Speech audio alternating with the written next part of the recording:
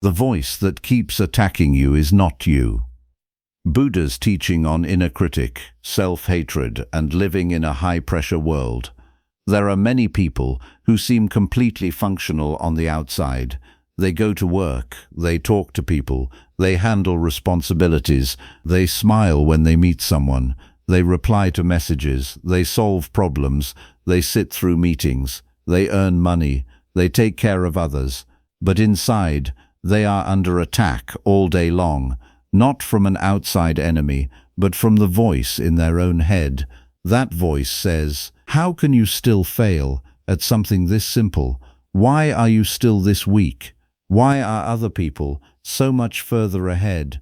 Why do you keep making the same mistakes? Why are you still not good enough? Why are you still not over the same old thing? Why are you still like this?" A lot of people are not collapsing just because of work. They are not exhausted only because of the outside world. They are exhausted because even when they are alone, the mind still does not stop judging them. And in a world that is always racing, always competing, always demanding more, that voice gets louder. Especially in modern Western life, where the pressure is everywhere. You have to succeed fast. You have to be disciplined. You have to keep improving yourself. You have to manage your emotions well. You have to look confident. You cannot fall apart. You cannot be too slow. You cannot make mistakes. You cannot look too fragile in front of other people. And when you fail to meet those standards, the mind begins to judge immediately. Many people misunderstand this. They think beating themselves up is responsibility. They think harsh self-pressure is discipline. They think refusing to forgive themselves is seriousness. They think never resting is strength. But if we look carefully, the person who attacks themselves every day does not always become stronger. Very often, they simply become more wounded, more self-hating, more drained, more afraid of making mistakes. And slowly they begin to live from fear instead of wisdom. The Buddha's teaching looks at this very deeply. He did not teach us to believe everything that appears in the mind, and he did not teach us to turn every thought into me.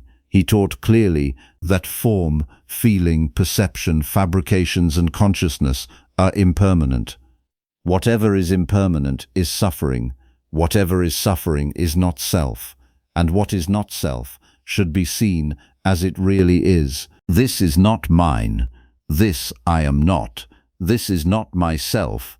This matters very deeply, because what we call the inner critic, that accusing voice in the head in the language of Dharma, is simply one kind of fabrication, one kind of mental formation, one kind of unskillful thought, something that arises due to causes and conditions, not the true core of life, not the real essence of who we are, not something that should be quickly claimed as, "This is me." That voice may come from old memories, from words spoken to us in the past, from standards that have pressed down on us for years, from fear of not being loved, fear of failure, or the habit of comparing ourselves to others.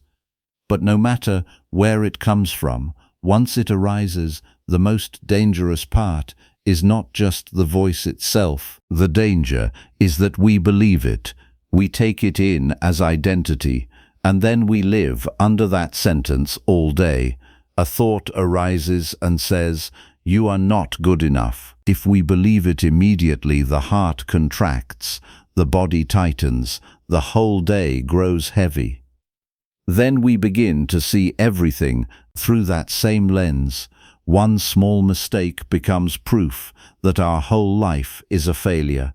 A little exhaustion becomes proof that we are weak. A little sadness becomes proof that we will never heal. This is what it means to take fabrication as self. But if we train to see clearly, we begin to recognize right now a self-attacking thought has arisen. Right now, the mind is troubled. Right now, an unskillful thought is present. Right now, this kind of fabrication is appearing. That alone changes the direction. Instead of drowning inside the thought, we begin to know it as it is. Instead of saying, "I am terrible," it becomes, "Right now, a thought saying, I am terrible, has arisen." Instead of saying, "I have no worth," it becomes, "Right now, the mind is fabricating in this way." The difference seems small, but it is enormous, because the first is clinging, the second is the beginning of seeing not self. The Buddha also said, "Whatever is not yours, let go of it. When you let go of it, that will be for your welfare and happiness." Even fabrications are not yours. Let go of them. This is one of the great turning points.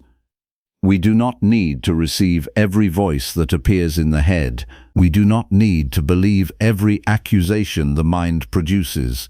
We do not need to carry every thought as if it were absolute truth. Some things in the mind are not meant to be argued with, not meant to be defeated, not meant to be used to prove whether we are worthy or unworthy, They are meant to be known clearly and let go.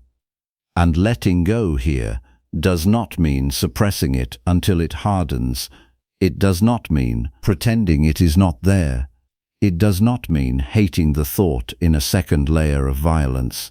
It means not taking it up, not consuming it, not delighting in it, not giving it room to expand, because in the Buddha's teaching, whatever consciousness takes as its object, whatever it lands on, whatever it feeds on with delight, that is what grows. In simple language, whatever the mind clings to, whatever it keeps chewing on, whatever it keeps feeding, that thing gets stronger. If we let the mind replay self-hating thoughts all day, those thoughts gain force. If we keep revisiting old failures, the mind keeps building the world of the one who always fails. If we keep marinating in criticism, the heart slowly begins to believe that all of reality is evidence against us. This is why so many people think more and sink deeper. They analyze themselves more and grow weaker. They search for answers in the head and never get out of the head, because they are not just having negative thoughts, they are feeding them. That is why the Buddha taught something extremely important. Suffering ceases with the fading of delight. The abandoning of delight is at the heart of release. This applies directly to the inner critic. When the voice begins saying, "You are useless, you have no value, you will never get better," the first thing to do is not to open a courtroom in the mind, not to gather all the evidence from the past, not to sign your agreement that it is true. First, know, this is unskillfulness arising, this is fabrication arising, this is a thought asking to be fed. Then do not feed it. Do not follow the storyline. Do not expand it. Do not reopen old episodes. Do not create a new season out of it. Do not turn it into a full documentary in your head. Know it and set it down. Very often, correct practice is not becoming better at thinking, but becoming faster at not following unskillful thinking. And this is connected to something modern people do not talk about enough, but which is deeply important, guarding the sense doors. Because the inner critic does not arise from nowhere. Very often, it is being fed all day through the eyes, through the ears, through the mind. We see other people's lives on social media, and then we start insulting ourselves. We hear one remark, and we carry it through the whole day. We see images of other people's success, and then we use them to beat ourselves. We consume comparison constantly, and then wonder why the mind has no peace. The Buddha taught sense restraint as something that blocks the arising of unskillful states and supports the development of mindfulness. So healing the mind is not only about what we do in silence, it begins with what we keep allowing in every day. What are we watching? What are we listening to? Who are we surrounding ourselves with? What are we repeatedly consuming? What are we allowing to reopen wounds again and again? Sometimes the voice that attacks us in the head is not completely self-generated. It has outside speakers amplifying it all day long. So in the Dharma, compassion toward oneself is not self-indulgence. It is not flattering ourselves. It is not building a fantasy that we are perfect. It means this: not burning the mind with unskillfulness, not tormenting the mind with hostility toward oneself, not training the heart to become familiar with self-hatred, not letting unskillful states occupy the whole day. Many people have never beaten themselves with a stick, but they beat themselves with thought every day. And the frightening part is, they call that self-improvement. The Buddha did not teach that extreme. He himself went through self-mortification and saw clearly that it was not the way. So when the mind is suffering, we should not add more unskillfulness on top of it. This is not weakness, this is wisdom. Wisdom knows that a mind that is already hurting should not be burned again. A mind that is already shaken should not be pushed further toward breaking. A mind that is already tired should not be crushed under endless judgment. So not harming ourselves mentally is not soft fantasy. It is the correctness of practice. Then the next question is, if we should not keep following the inner critic, where do we place the mind instead? Because if we do not place it well, it will drift right back into the same cycle. This is why mindfulness of breathing matters so much. The Buddha said that when mindfulness of breathing is developed and cultivated, it becomes calming, refined, cool, a pleasant abiding, and it can settle unskillful states that have already arisen. This is the resting place of the mind. This is where the heart returns. This is the path that does not require complicated thinking, but real returning. When self-accusing thoughts arise, after recognizing them, do not leave the mind floating. Bring it back to the breath. Breathing in, no. Breathing out, no. Do not force the breath to be long. Do not make it elegant. Do not make it special. Do not wait until you feel peaceful before becoming aware. Just come back to the reality of breathing, because the breath is a bodily process, something present right here in the body. When the mind is burning, return to what is most real, in that moment, the in-breath and the out-breath. And if this is practiced again and again, the mind begins to remember the way back. From being dragged far away by thought, it begins to return more quickly. From drowning for half a day, it begins to know sooner. From believing everything immediately, it begins to stop trusting every sentence the mind speaks. The Buddha also compared mindfulness immersed in the body to a strong post, a solid pillar of the mind. Modern life is full of things that pull the mind outward all the time. News feeds, other people's lives, social judgment, competition, uncertainty, the fear of falling behind. If the mind has no pillar, it will flow wherever every voice pushes it. Someone praises us and we float. Someone criticizes us and we collapse. One mistake feels like the end of life. One moment of exhaustion feels like proof of worthlessness. But when the mind has a pillar, it gradually becomes more stable, not because the world suddenly becomes kind, but because we stop sending the mind out to become the victim of everything so easily. And this is one of the beautiful things in the Buddha's teaching. He did not teach us to lie to ourselves and pretend there is no problem.